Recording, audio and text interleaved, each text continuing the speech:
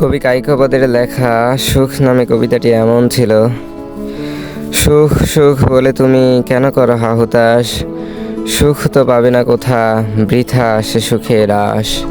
পথিক মরুভূ মাঝে খুঁজিয়া বেড়ায় জল, জল তো মিলে না সেথা, মরীচিকা করে ছল। মরুভূমিতে পানীয় জল খোঁজার মতোই মানুষ দুনিয়াতে সুখের খোঁজে থাকে। মরুভূমিতে সুখ পাওয়া যেমন জটিল, তেমনি দুনিয়াতেও সুখ পাওয়া বেশ কঠিন। মরুভূমিতে দেখা ছলনাময়ী মরীচিকার মতোই যেন এই সুখ। কবি অন্য লাইনে এমন বলেন, আপনাকে বিলাইয়া দিন দুঃখীদের মাঝে, বিদুরিলে পর দুঃখ সকালে বিকাল সাজে।